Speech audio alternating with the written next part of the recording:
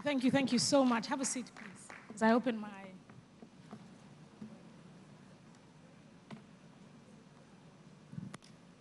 What an absolute pleasure it is to be here today. Thank you so much, Pastor Poju, for this invitation. I want to take this moment to thank your lovely wife, Pastor Toyin, for this privilege. I also want to take a moment to thank all the workers of the Covenant Nation who have worked hard to make this happen.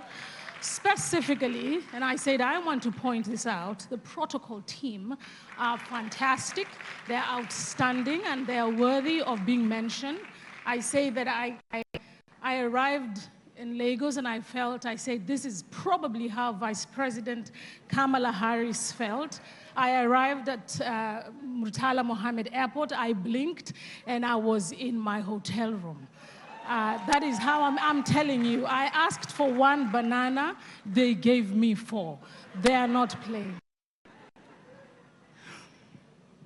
I want to share with you a story, but before I do, I want to say that I stand before you today not as an employee of a high net worth media company, nor a woman defined by any professional title, but simply as a woman on a healing journey. The reflections I share with you today are deeply personal. They're drawn from my own experiences and my insights, and they speak to the human journey beyond external achievements. Guys, I couldn't breathe. My heart was racing. I sat in the aeroplane waiting for it to take off. The cabin lights felt blinding and the air felt too thin. I grabbed my phone. I stumbled into the aeroplane bathroom. My hands were shaking. In that tiny stall, even before we left the ground, and I called my then best friend. I cannot do this, I cried. Next, I called my husband in tears. I said, if I take this flight, my voice was trembling, I think I will die. If I take this flight, I said over and over again, I think I will die. I was not being dramatic. I truly felt my body and my mind were shutting down from exhaustion. The flight attendants closed the cabin doors as I emerged from the toilet, and I sat on my seat. And then suddenly, I stood up again and I walked to the front of the airplane. One look at my face, and the head purser knew something was wrong. I'm feeling very sick, I said. What is wrong? Is it your body? Is it your mind? Where does it hurt? She asked gently. I looked at her, I said, everywhere. And then I burst into tears. She asked me gently, everywhere?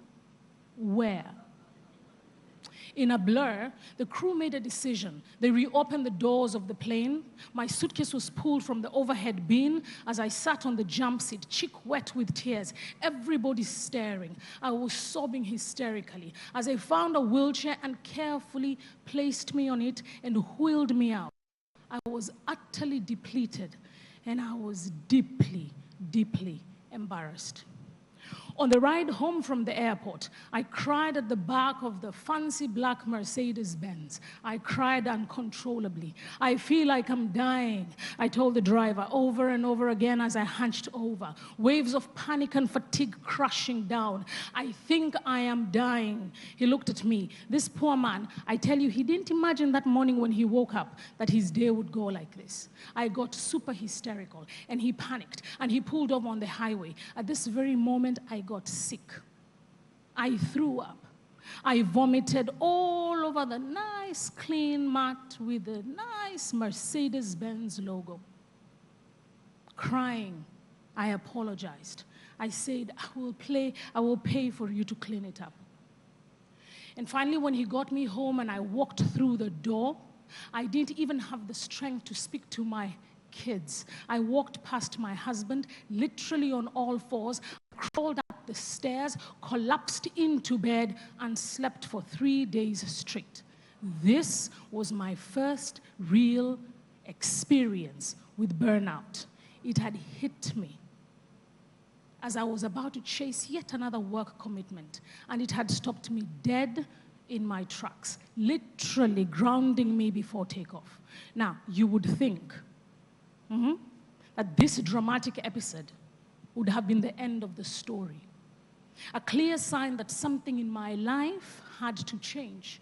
However, just 10 days later, I was back at the airport, boarding another flight, this time a private jet, heading off to the fray, too exhausted even to take a selfie. I dozed off as I stared out of the window, because that's what we do, right? As high achievers, correct? We keep it moving. We bounce back. We slap on a smile, and we tell ourselves it's just a momentary blip. I told myself, I'm fine. I just need to toughen up. I plunged back into work as if nothing had happened. A couple of years later, last year, burnout visited me again, and this time with a vengeance. One evening last July, after many months of relentless pressure at work, I walked into a meeting. A colleague said to me she had important information to share with me. She spoke, and I listened in a daze, and then something in me just snapped. I literally, and I kid you not, fell on the floor. I was on my chair, and I fell on the floor. My legs gave way.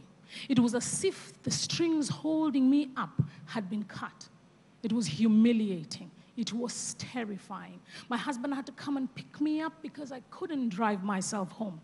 The very next day, that very same colleague called me, and as soon as I heard her voice on the phone, I collapsed again, sobbing and shaking on the floor.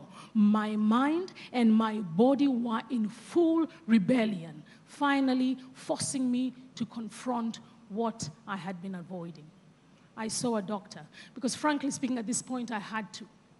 The Dutch are known for their directness, and she was no different. She did not mince her words. After a long pause and a concerned look, she told me, stop. Shut off your phone. Turn off your email. Get help. If you want to leave, you must stop working now. Her message was jarring. All my achievements, all my responsibilities, that they meant nothing if I ran myself to the ground. This career that I had been pouring my soul into was about to literally cost me my life if I didn't hit the brakes. Talk about a wake-up call.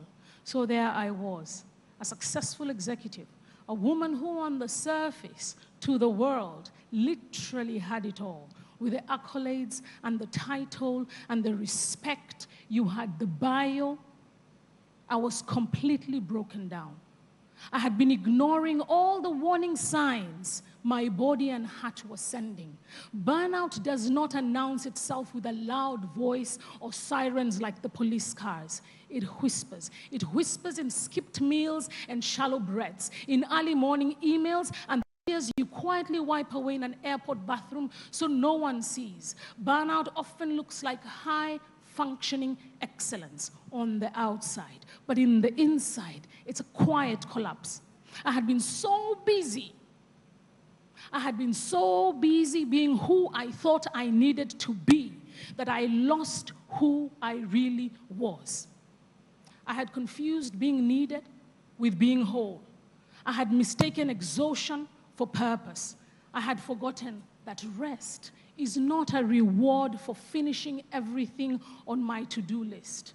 Rest was a requirement for survival.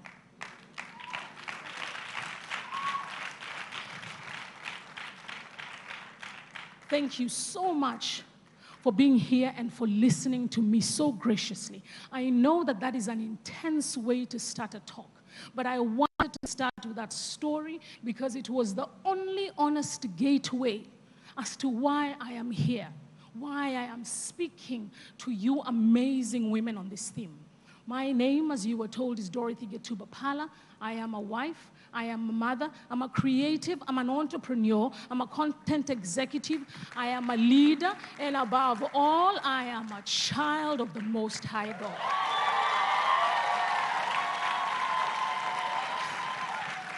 I stand before you not just as a leader in my industry, but as a woman who has learned the hard way that success can come at too high a price.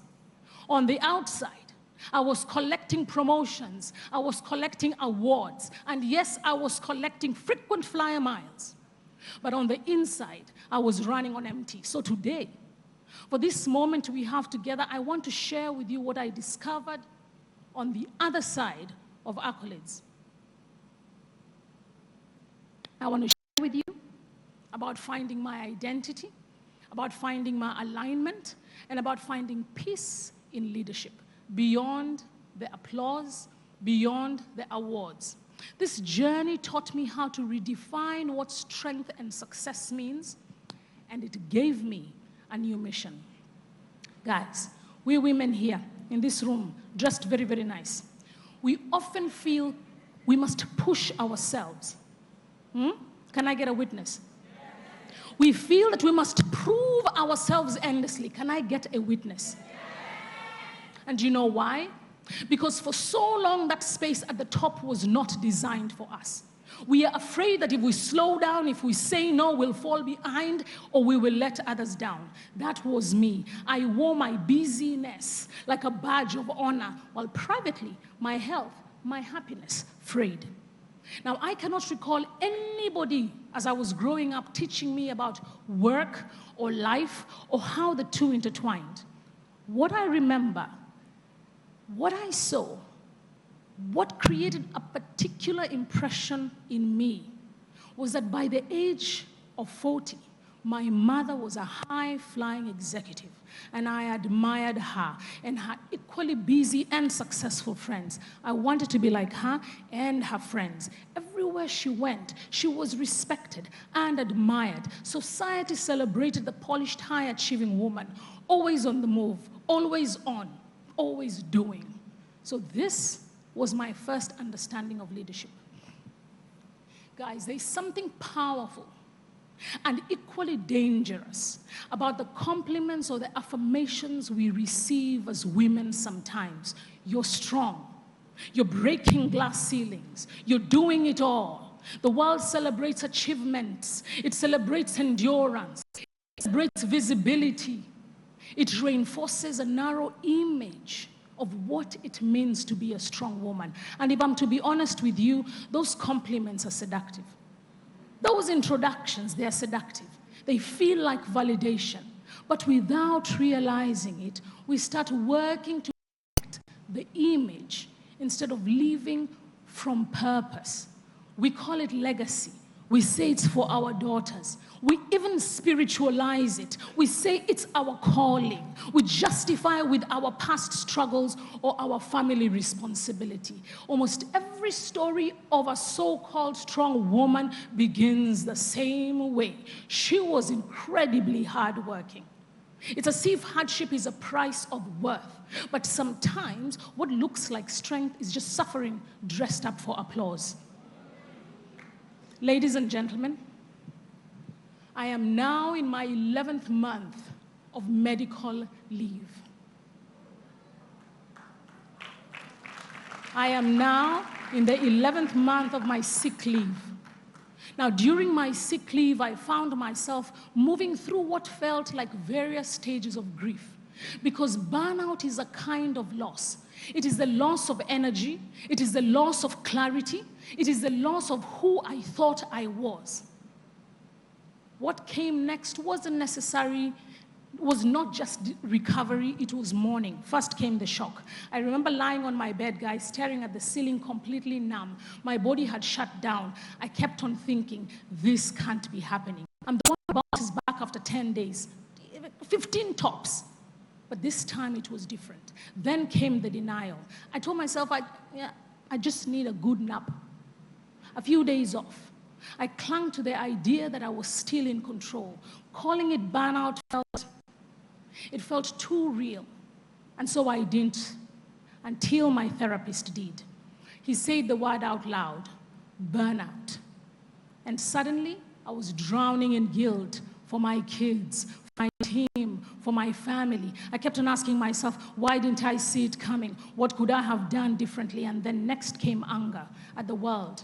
I was angry at my calendar. I was angry at the endless expectations. But mostly, I was angry at myself for missing signs. I had pushed through, ignoring every red flag like a speeding driver past warning lights. And eventually, I crashed. I broke down. Then came the shame. The deep, aching shame. Because I prided myself on being strong. And burnout felt like failure. I didn't want to admit that I had limits. And so I pulled away from others, from myself. And then I started bargaining with God. I whispered prayers. God, just help me get back on my feet. I'll rest. I promise. I'll set boundaries. I promise. Just please, don't take this my calling away. Don't take this my career that you called me to away. And then came the stillness, the fog, the quiet sadness that settles in when the world moves on without you. I felt lost. If I'm not doing, if I'm not fixing, if I'm not producing, then who am I? And then quietly, acceptance came. Not in a flash, but like a gentle friend sitting beside me in silence. I began to understand. I am human. I have limits. Rest is not weakness. My worth is not what I do. It is who I am. And that was my turning point. So now the question was, how do I get back to normal? It was, the question was not how do I get back to normal, but it was how do I move forward, changed and whole? There was no manual, there was no playbook, there was no roadmap, just me and stillness. And I have to tell you, I didn't know what to do with this stillness. I remember my husband in his calm, steady way saying to me, it's the small things, the mundane things. Just do the everyday stuff. Just be present.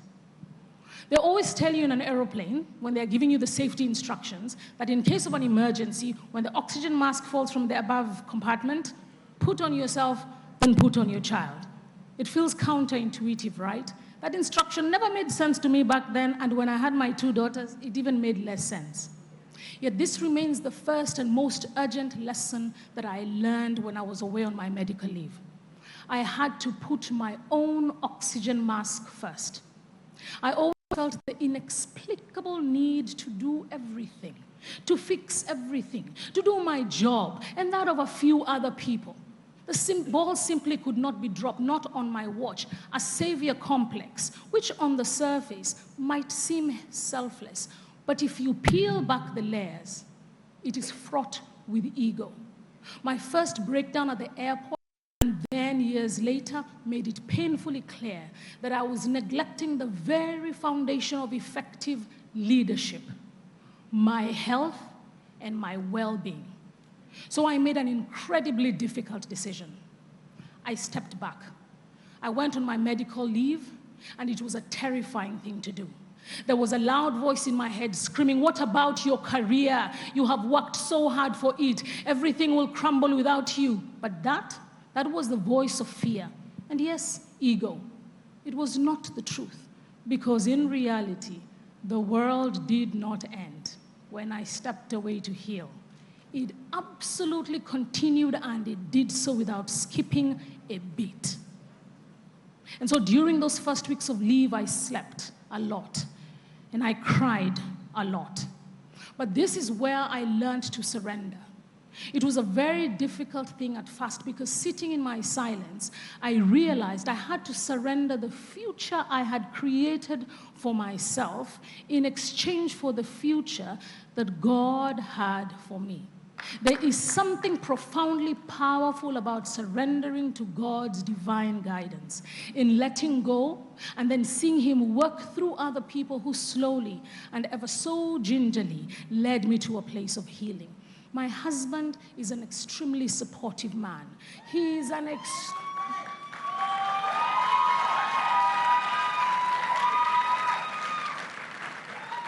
Guys, my husband is a very patient man. But he drew the line, a very hard line. Gently, but firmly, he said to me, you have to take the time to heal. You have to see a psychologist. And here is his number. I have written an email introduction, and I've spoken to him already. You're welcome. I stared at him in silence, nodding, thankful, because I wasn't entirely sure that I had the wherewithal to start looking for a therapist.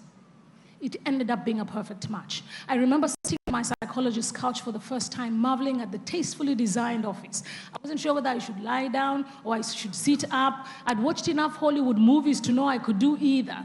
You know, on Africa television, we don't depict therapy sessions on our shows and our movies. So I had no reference point. He said he would ask me some questions, and then we would take it from there. 45 minutes later, he looked at me and said with plenty of compassion, you're suffering from acute burnout, you're suffering from depression caused by burnout, and you have trauma. I stared blankly at him. He very well could have spoken Russian to me. My brain could not compute, so I nodded, I listened as he laid out a treatment plan.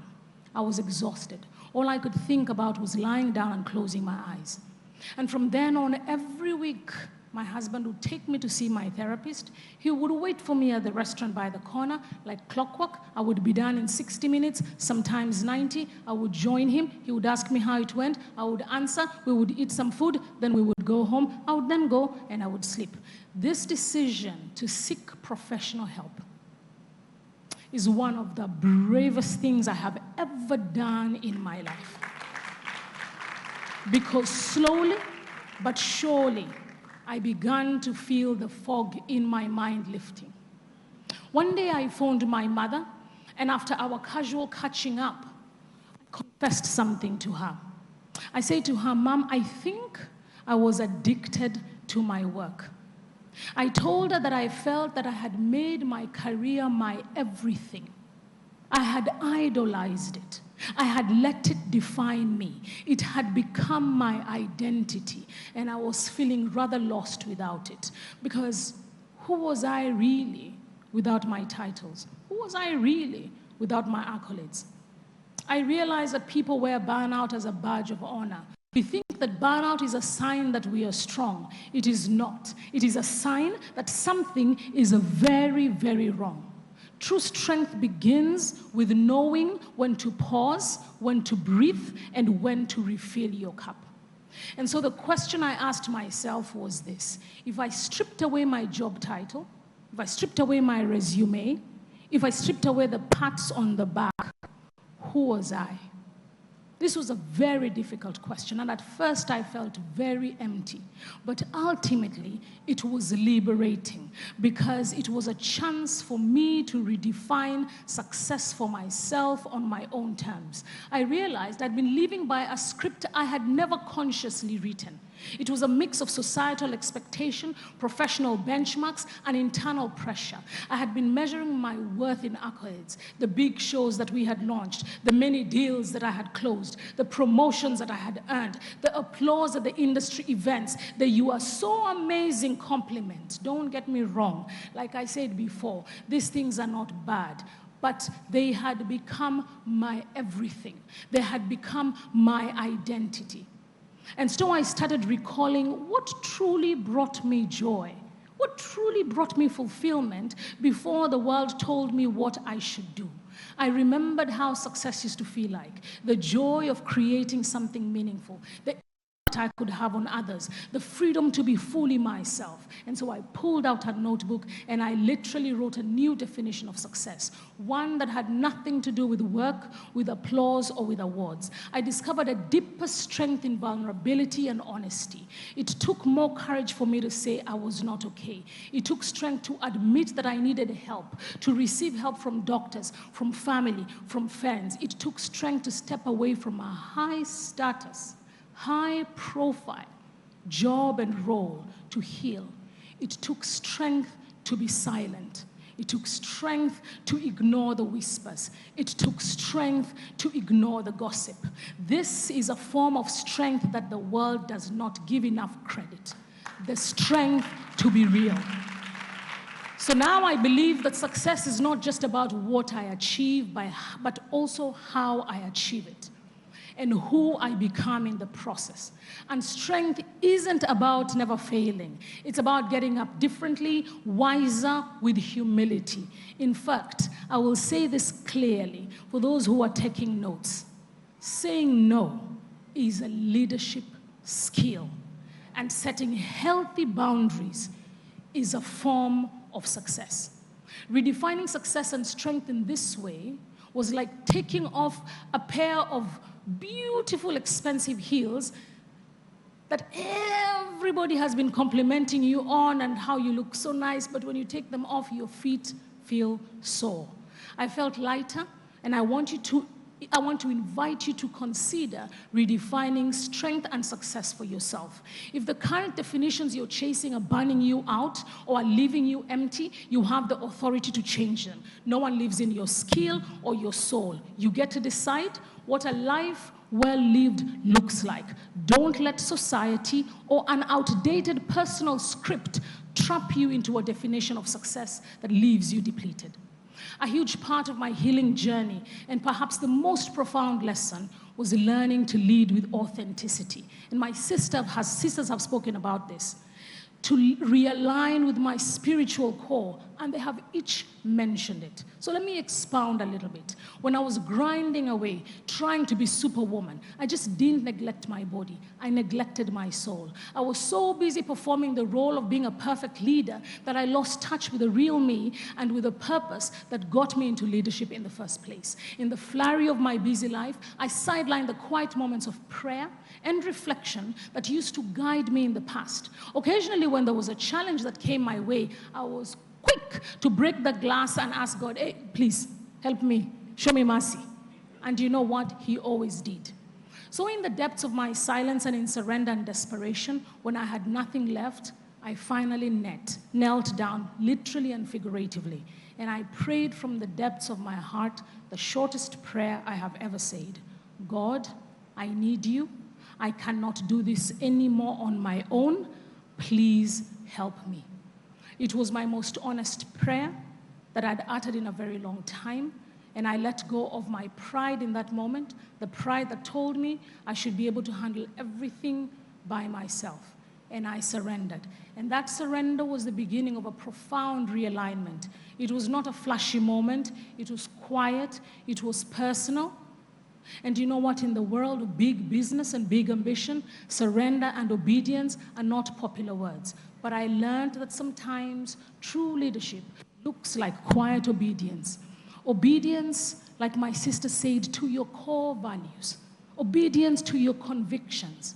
And for me, obedience to God's prompting in my life. And what do I mean by that? I mean choosing to do what you know is right for your soul, for your integrity, even if it goes against the external pressures or expectations. In my case, obedience meant being still when every fiber of my ambitious being wanted to fight, to charge ahead. It meant listening for that still small voice of wisdom. Whether you call it intuition or your inner guidance, I call it the Holy Spirit. I started each day of my medical leave with quiet time, early morning silence, no phone, just me, sitting in silence, meditating on scripture and journaling. At first, my mind was racing. I was essentially detoxing from years of constant stimulation and noise. But gradually, I began to hear myself think clearly again. I began to sense that what my spirit had been trying to tell me all along, that I am more than my work, that I am loved for who I am, not just for what I do. And that I have a purpose that does not require me to destroy myself. Stillness was precisely what I needed to regain knowledge of that greater presence and that purpose in my life.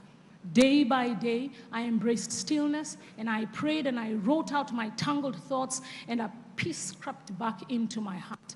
A peace I had almost forgotten was possible. It was like rain on a parched ground, slowly bringing life back.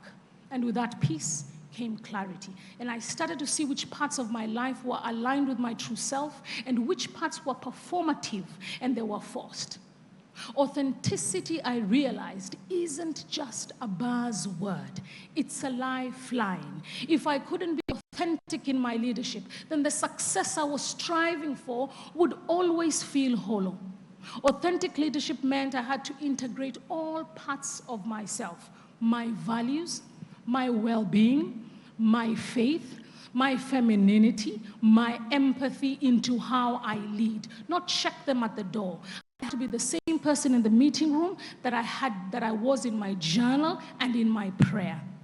No more mask of invincibility, no more pretending that I had it all together when I didn't. In essence, I made a commitment to leading with authenticity, to show up as my true self, not as a perfect superwoman facade, to stay spiritually aligned, to listen to that inner guidance and let it lead the way. It's an ongoing journey. I'm definitely still a work in progress, but it brought such freedom, and I feel whole, and there is such power in wholeness. After coming back to a more balanced life, I knew that big insights alone were not enough, and I had to approach this new way of leadership with daily practices, just like a physical therapy after a big injury. I needed ongoing habits to maintain my recovery from burnout and to prevent relapse. This is where the concept of the daily practice, which is rooted in surrender, reflection, and values came from. I built one singular habit into my routine to keep me grounded, to keep me healthy, and to keep me aligned. Every day, I spend time each morning in silence. I pray, I read, I seek wisdom and clarity for the day and guidance for the inevitable challenges that will occur. And this daily practice has been crucial. It ensures that all the talk of valuing health and authenticity and balance actually show up in real actions. It's easy to slip back into overdrive, especially when things get busy and they get exciting. Having this practice anchors me. Of course, I'm not perfect. There are days I skip this routine. But now, I notice the difference immediately. One of the greatest discoveries of my journey was the importance of community and sisterhood. And all my sisters have spoken about it, and I want to once again emphasize. Ironically, as you said, when I was at the peak of my success, I often felt alone. As one of the few women at the top in the industry, I felt I had to represent all the women, and that made me hesitant to show any cracks. And to be honest, I had this subtle belief that female leaders had to tough it out on their own, that reaching the top meant I had to prove I could do it solo, because asking for camaraderie or support might look like I wasn't strong enough. How wrong was I? During my medical leave, when my usual defenses were down, I experienced something beautiful. I began to open up to other women about what I was going through. At first, it was one or two close friends. I told them the truth. I'm struggling. I'm not superwoman. I feel like I'm failing. And instead of judgment, I was met with empathy and love. These women rallied around me. These women prayed for me. These women sent me encouraging messages. They checked on me with genuine concern. Their support was like a lifeline thrown to a drowning swimmer. It made me realize how much I had been missing by trying to do it alone. I learned that we women, we need each other, truly, and especially in these high-pressure careers that we venture to pursue. It is easy to fall into a scarcity mindset. as if there's only one seat at the table for one woman, so we better compete for it. But that is a lie. The reality is that when one woman rises and stays whole, she brings others up with her. And one woman, when she stumbles, others can catch her and they can help her heal so she can continue the journey. We are sisters. We are not rivals. There is strength in that realization. And this is not a zero-sum game. There is potential force multiplier when we connect, when we collaborate. We amplify each other's impact. We create a legacy where the next generation of women leaders, they won't have to go at it alone, or they feel that they have to be pitted against each other. We can create and set the example of sisterhood and hopefully continue that tradition. The bottom line is leadership can be lonely, but it doesn't have to. The theme of my talk as I conclude is beyond accolades. And it is an invitation. It is an invitation to step off the never-ending treadmill of striving for external validation and stepping into the stillness of knowing who you are beyond your titles and your trophies. It is an invitation to trade performing for authentic living. It is an invitation to trade mere ambition for purposeful impact, to trade competition for community, to trade burnout for balance. This doesn't mean we stop achieving or dreaming big dreams, not at all. It simply means that our achievements and our dreams will actually serve us and they will serve others because they will flow from a place of a healthy whole heart. And so I want to close by saying this, because these are the lessons, and if you pick anything from the many stories I have told, pick these ones. Form a habit of pausing and reflecting. It can take many forms: daily walks, quiet mornings, reflecting bedtime routines. The trick is finding that time to have a daily commitment. It is foundational, and it will lead to authentic daily devotion. Number 2, realign your priorities. Think deeply about what truly matters to you, whether it's your health, your family, your faith, your creativity, your community impact, whatever it is. Then look at your calendar and look at your routines. Does your daily life honor these priorities? Next, reframe your success. What does successful life look like to you? Let that definition be your North Star. The next time society's definition of success pressure you, glance at your truth's North Star and remember what really counts for you. And the last lesson is support other women. When you lift others up, you will be lifted. I want to conclude by saying something Brené Brown said. Authenticity is not something that you have or you don't have. Authenticity is a practice, a conscious choice of letting go of who you think you're supposed to be and embracing who you actually are.